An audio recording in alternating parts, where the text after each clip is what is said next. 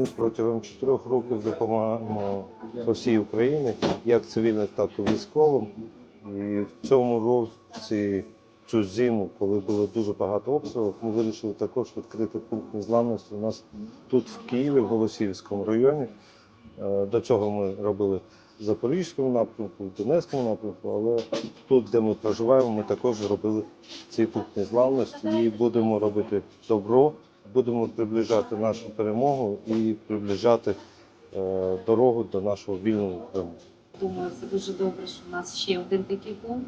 Вам дуже вдячна за допомогу, підтримку наших мешканців. Наші родини з дітками, хто має інвалідність, отримують допомогу, тому ми щиро цінуємо вашу допомогу і дуже вдячні. Такі пункти, вони це не тільки допомагають конкретним людям, а я впевнений, що сюди будуть вже приходити люди, які тут завжди отримують ту чи іншу підтримку, але це і демонстрація назовні того, що ми настільки єдині, що іншими не будемо. Сьогодні ми домовилися з Голосіївською районною державною адміністрацією.